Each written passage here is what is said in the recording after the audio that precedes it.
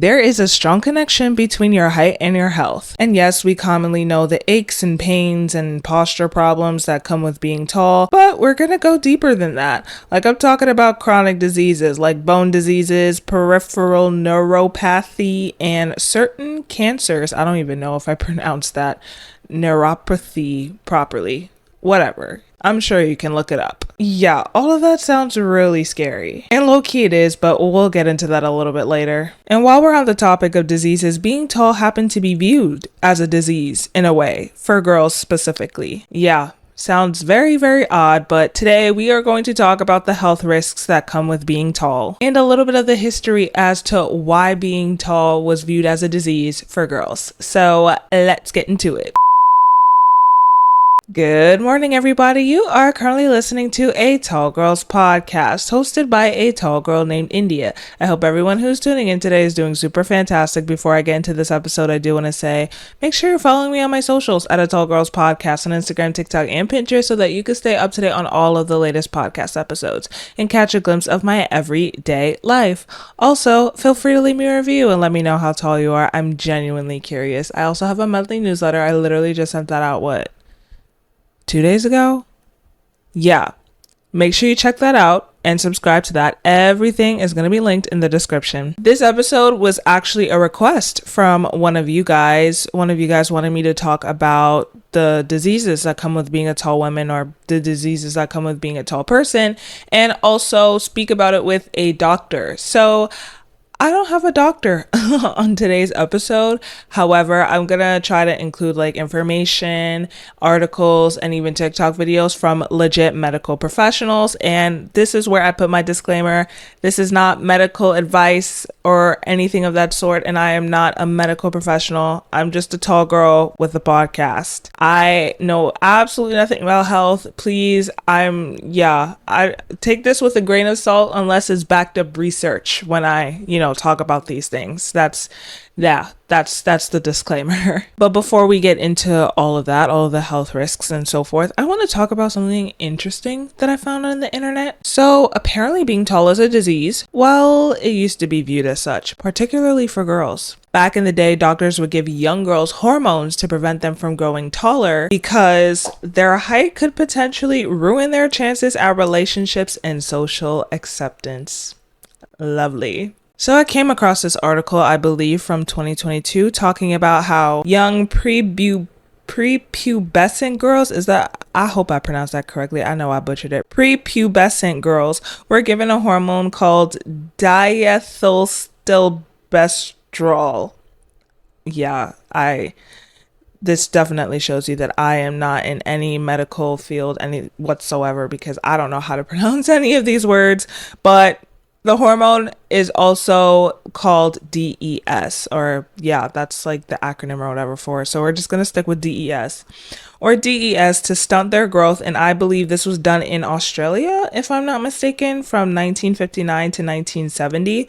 Apparently, this hormone was once used to prevent miscarriage and bulk up livestock before slaughter. However, it was found that this hormone was causing issues like cancer, and it wasn't even effective in preventing miscarriages. So yeah, there's that. And I'm pretty sure after hearing that, you can infer what happened to the girlies that was given this hormone. Apparently, it only reduced their height by 4 centimeters and caused a whole list of issues like dysplasia, I think that's how you pronounce it, and endometriosis. And you're probably wondering, why did they give this hormone to these girls to kind of inhibit their height, to prevent them from going to adult height, or I guess prevent them from being quote unquote too tall. You literally will not believe what this article said the reason was. They said so that they could do ballet, find clothes easily, and get boyfriends and husbands. Wow. I can't believe that they would go to literally those extreme measures just so they can live the girly life, so they could do ballet, so that they can find a man or something like that. It's that is so intense that you would literally cause changes unnatural changes, because what they're doing is unnatural. This is not natural. This is unnatural. They're causing unnatural changes in these young girls. So they went out of their way to cause nausea, rapid weight gain, hormonal issues, so that they could wear tutus and find a man. Literally, in what world does that make sense? You know what I mean? Whatever. It is what it is. A lot of people don't know about one of the biggest medical scandals in history. In the 50s, a drug called DES was actually used to stunt women's growth. They thought that if you were shorter, you would be able to find a husband easier and you could fit into clothes better. This drug was also used in animals to fatten them up before a slaughter, and it was also used in women to prevent miscarriage. This was a very high dose of synthetic estrogen, and the women that were exposed in utero to this drug are known as DES daughters, and the granddaughters are known as DES granddaughters, because the side effects of being exposed to this drug were so severe. A lot of women had cancer, and they had deformities. Also, a lot of them had T-shaped uteruses, making them infertile. My mom was exposed to the drug while she was in her mom's belly, and she had a lot of serious side effects as well. But I do think there's just a lot to learn from these extreme cases. So high estrogen in a mom can cause birth defects, and that is very clearly seen through this scandal. So it's such a serious tragedy, and so many women and men were affected by this drug, and there's a lot to learn from it. My mom was exposed to a drug called DES while she was in utero in my grandma's belly. This was a high dose of synthetic estrogen that was thought to prevent pregnancy complications, and in fact, it caused them. So when my mom grew up, she had a slew of health issues. She never had 2 periods in a row, right? Because estrogen and progesterone really regulate the menstrual system. So if those are disturbed, then possibly there can be huge side effects with the menstrual cycle. So my mom never had 2 periods in a row. And as a result, she did not ovulate. If you don't ovulate, you can't have a baby. The one thing she credits to saving her life is progesterone. And we do this at Moment Health. We give our own compounded progesterone, which is crazy, full circle. But when she administered progesterone, which back then in the day, they only had it through syringe form, she was then able to have a normal life. I'm just glad that this did not become a widespread thing. Anyways, this article was written by Marion Vickers, I believe, but the article is going to be linked in the description so that you can read more on this topic yourself. I don't know. It's just weird that this literally shows the extent that they will go to, because they see like being tall as a woman as a bad thing, as a girl as a bad thing. So you would do something as extreme as this to make sure that these girls do not, get to full adult height or just be taller than average or something of that sort. It's crazy. It's giving weird sci-fi thriller movie in a way. Anyways, just thought that I would bring that up for you guys. A little bit of a history lesson, if you will. Now, while being tall is not a for real disease, there are several health challenges that come with being tall. And I'm sure we all know the surface level challenges like pain. Being tall is painful. If it's not the back pain, it's the neck pain. If it's not the neck pain, it's the shoulder pain. If it's not the shoulder pain, it's the knee pain. If it's not the knee pain, it's the hip pain. Like we can't win here.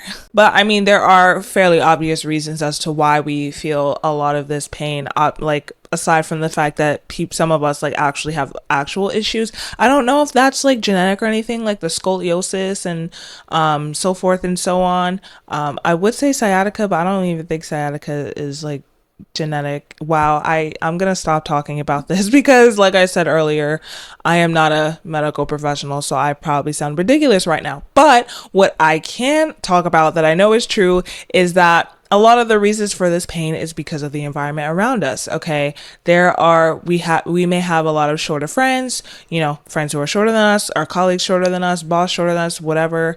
So when we're talking to them, we may just naturally slouch, subconsciously slouch. We also have very low desks and very low sinks, and some of us have like computer jobs, and if we don't have that desk that goes up and down or something that kind of elevates it so we can look straight forward, it's like we're slouching, we're hunching down, we're hunching over to look at these things.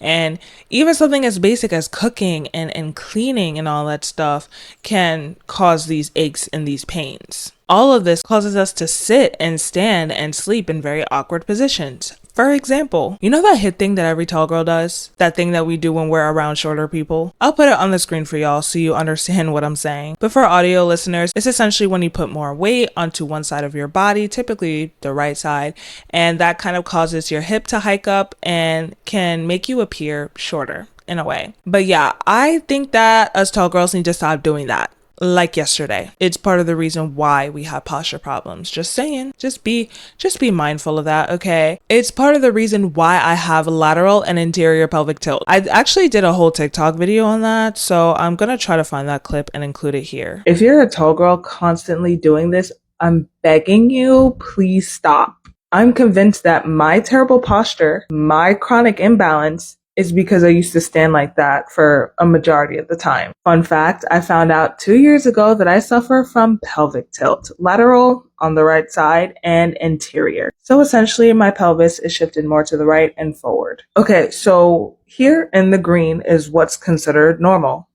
Now, what's in the red best describes my situation.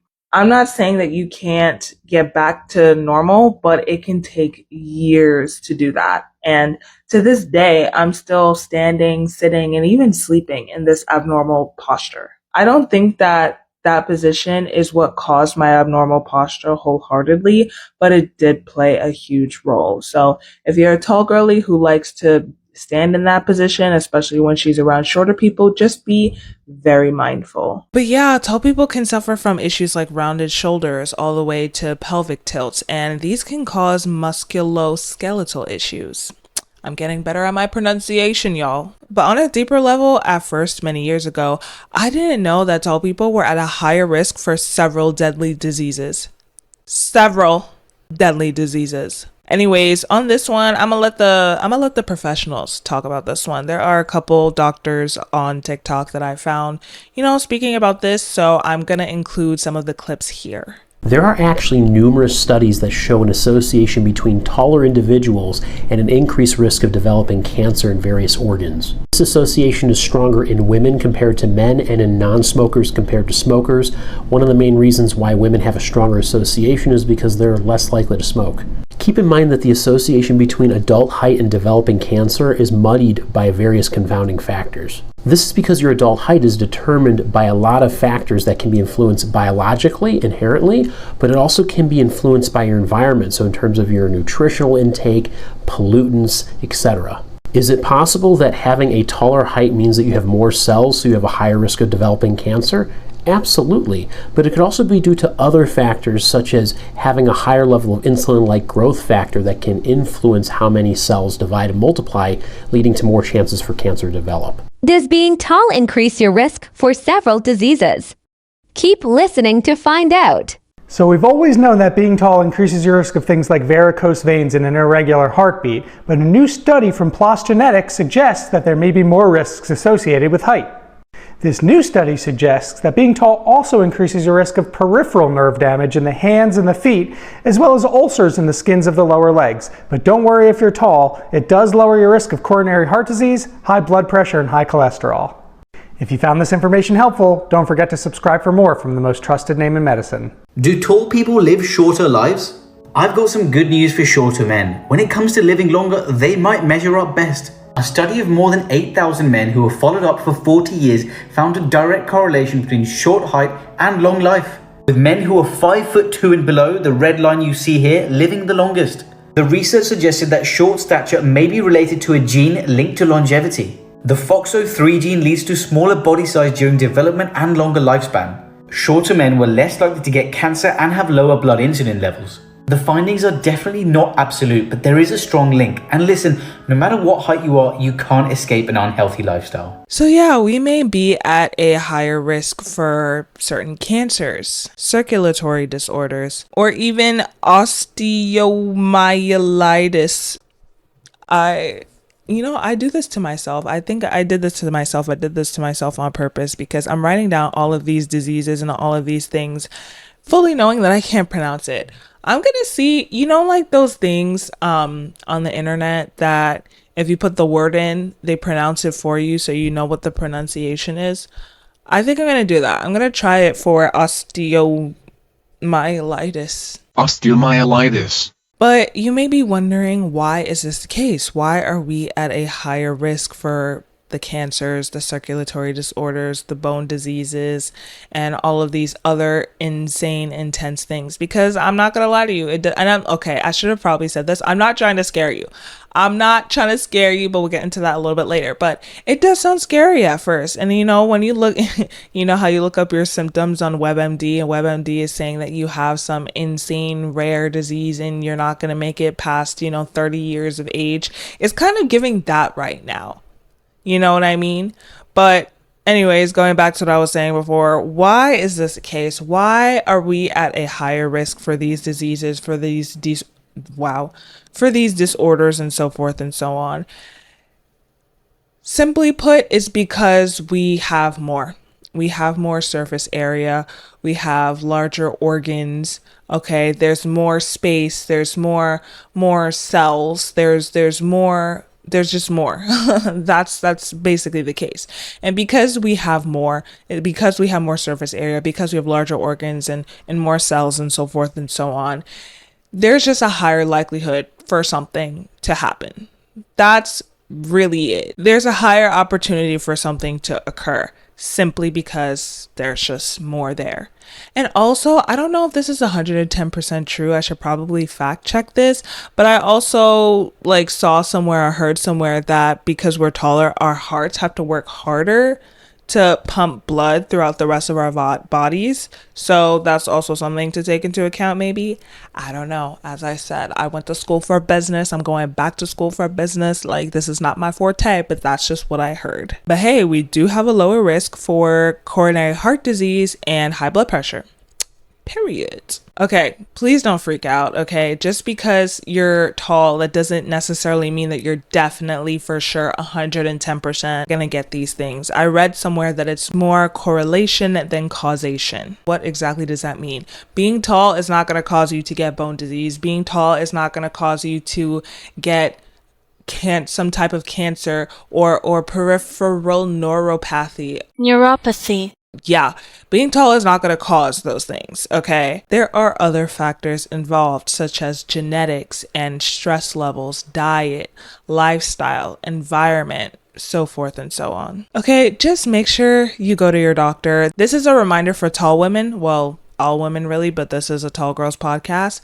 Take care of your health. Tall women are at a higher risk for breast cancer, melanoma, endometriosis, and more. So if you haven't scheduled your annual checkup yet, I think it's time we do that right now. But yeah, please don't freak out. I think as long as you take care of yourself and use your foam roller, especially if you're having back issues and pain and neck pains and so forth, definitely a game changer for me, for sure. Make sure you get the longest one possible because, as I said, we have more, so we have more length. So especially if you have a longer torso, longer foam rollers is fantastic. But use your foam rollers. Definitely changed my life. He'll most likely change yours too if you use it properly.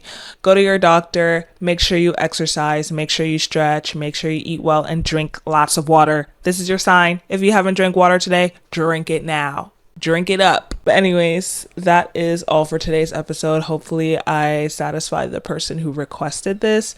Hopefully they learned something from it, and hopefully you guys learned something from it too, even if you didn't request it. But yeah, thank you so much for tuning in. I really appreciate it, and I appreciate you. Of course, as always, feel free to hit me up on my socials at A Tall Girls Podcast, linked in the description, and let me know what you thought about this episode. And if you have anything else to say, have you had any struggles with any, health issues, health challenges, ranging from back pain all the way to the other serious things? Did you know about the whole DES hormonal thing that they were giving young girls so they wouldn't get to full adult height or whatever, or they just wouldn't be quote unquote too tall? Let me know in the comments, let me know in the DMs, just let me know. I'm down to have a chat as long as it's appropriate. And until then, I will catch y'all in the next one. Good night and goodbye.